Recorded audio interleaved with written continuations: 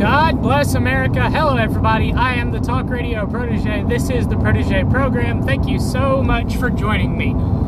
I'm rolling in on this story maybe a little bit late. Maybe could have talked about it a little bit sooner than I did, but we're going to talk about it now because it's the transgender sports issue come up once again. This time it's in Connecticut at a track meet event. This story started according to CBS New York last year, when the athlete who took second place at this year's state track meet for the girls team won. So if that sounds confusing, you'll see when we get into it. This was followed up by the state championship wrestling competitions in Texas, where a transgender boy, which is to say a born female transitioning to male, has been dominating the girls' wrestling competitions. We're going to talk about that some more as part of this story. But let's get into some of this column and the details. Terry Miller and Andrea Yearwood dominated the competition at Connecticut's Girls Track and Field State Championships earlier this week. Miller took first place in the 100 and 200 meter dash, I believe setting records in both of those events, while Yearwood finished second in the 100. Both Miller and Yearwood are transgender, which has some people saying that the pair has an unfair advantage. Now, this is to say that Terry Miller and Andrea Yearwood were both born males who are now transitioning to females, or at least identifying as female. According to News 8, petitions have been started by some parents and student athletes to try to change the policy that allows athletes in high schools to compete for the gender-specific sport they identify with. But the Connecticut Interscholastic Athletic Conference says that in order for that to happen, state law would also need to change. And they have some quotes here from some local individuals, probably, talking about the incident.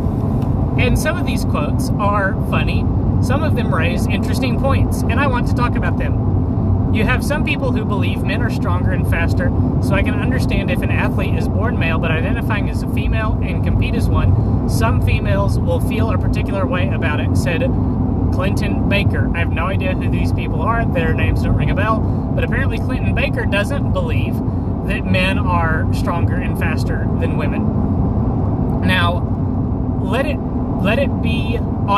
the record show that some women are faster and stronger than some men. I have no doubt in my mind that if I were to get in a fight with Ronda Rousey, I would be summarily thrashed. I have no doubt in my mind that if I raced against any of the women, or I guess we should say young women, in these state Connecticut track championships, that they would blow me out of the water. I have no doubt that if I played basketball against the state champion junior high basketball team for the state of Wisconsin, or wherever, I'm making this up at this point, that I would be beaten and humiliated, and I would not stand a chance. But I would not be surprised if you picked a random woman from a random part of the country. Just close your eyes, throw a stone, and hit a random woman in the United States of America. I would not be surprised if I could lift more weight than she could. I would not be surprised if I could run longer than she could. Maybe not faster. Maybe a random woman would be faster in a sprint than I would. I'm not much of a sprinter. I'm more the long distance type of runner.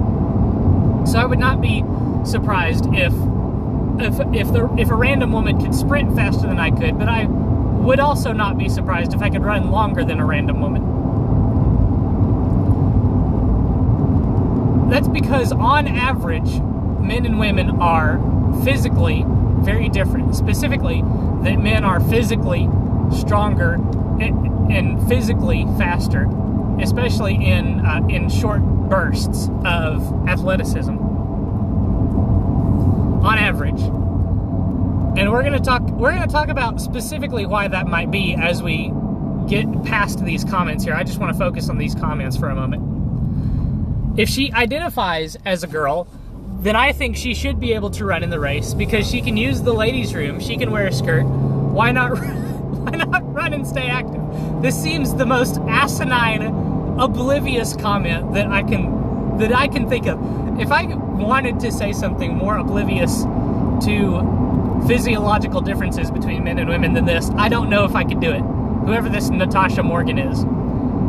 Clearly, Natasha Morgan thinks that physicality and physiology and the chemical makeup of men and women is exactly on par with wearing clothes and using the toilet. This seems hysterical to me. It seems extremely laughable. As if the act of wearing clothing requires a certain chemical makeup, which it does not. If a man wants to wear a dress, he certainly has the physical ability to wear a dress.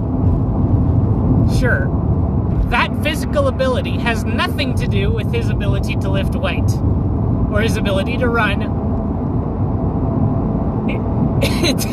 I can't think of any other way to criticize this comment. This is an interesting point, though, apparently made by Clinton Baker. The cream rises to the top. Athletes will now tell you if you put UConn women on the court with men, UConn men might lose. It's all in the spirit of competition, hard work, and heart. Now, this is an interesting one, and I think it's interesting because of who we're talking about. We're talking about the University of Connecticut men's basketball team versus the University of Connecticut women's basketball team. And if you follow collegiate athletics, you know that the UConn women's basketball team is the winningest female college basketball team in the history of female college basketball.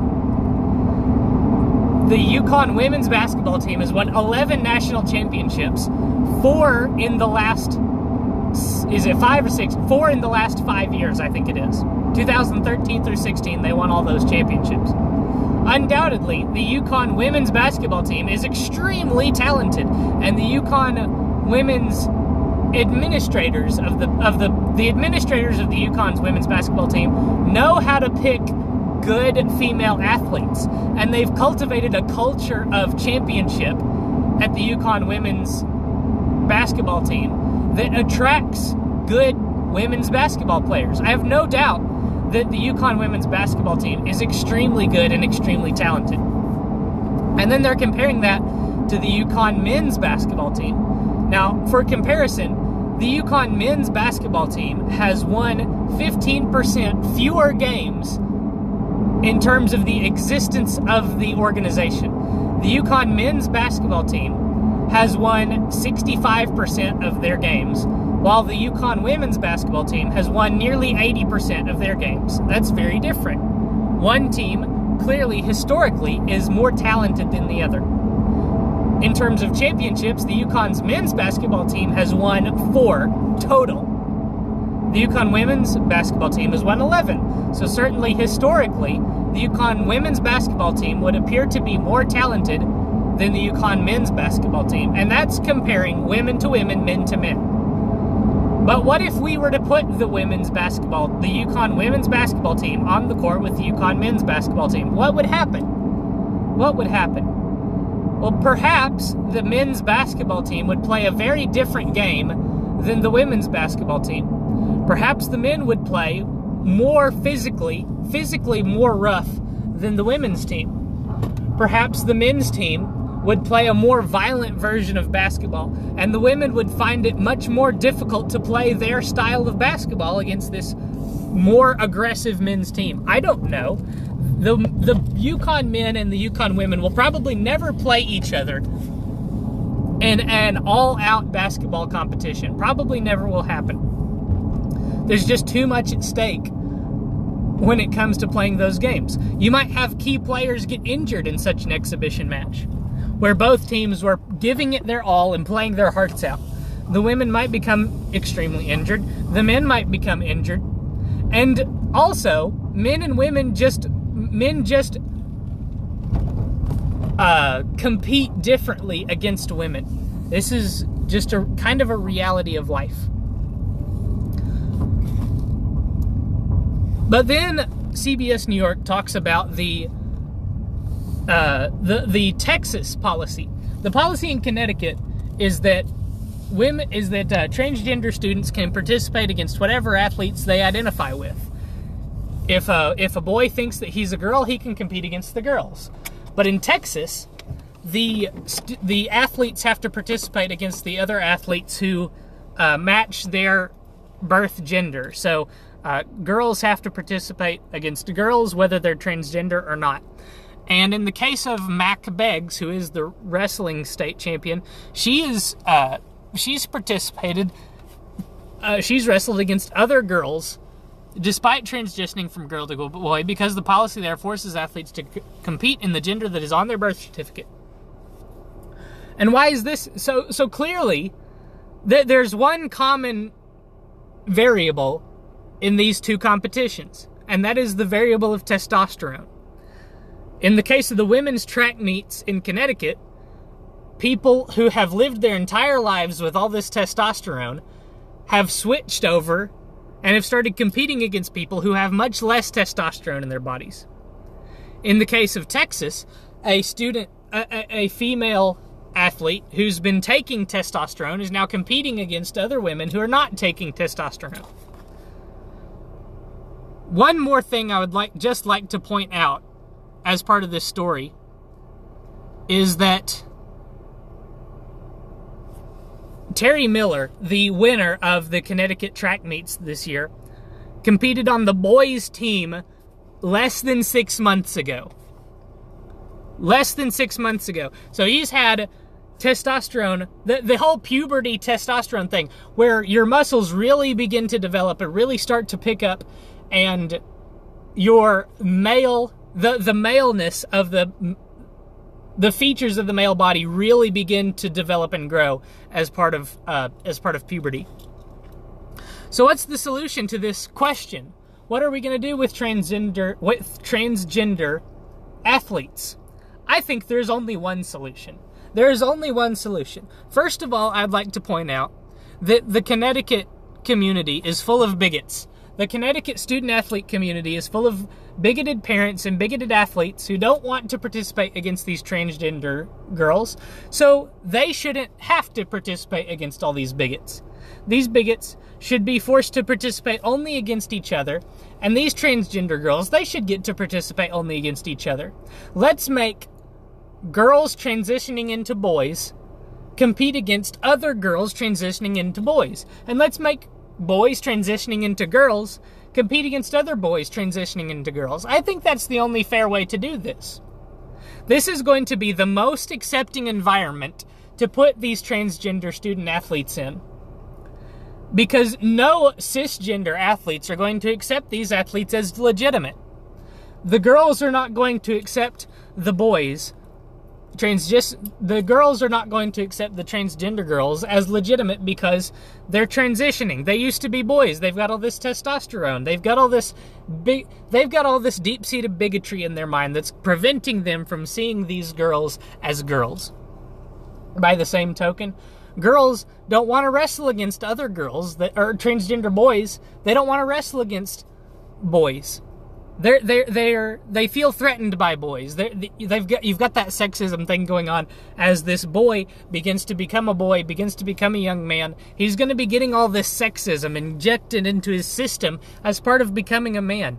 He's going to get all of this privilege as part of becoming a man that's going to make it unfair for him to compete against the girls. So let's make 2 new athletic competition categories. In addition to the male and female competitions, there will now be transgender male and transgender female competitions. I think that's the only fair and tolerant way to address this question. But let me know what you guys think. Let me know in the comments. Leave a like if you enjoyed this video. Hit subscribe and hit the bell for notifications so that you don't miss anything coming up in the future. Make sure you check back here every day for a new report. Thank you so much for watching once again. Until next time, good night and God bless.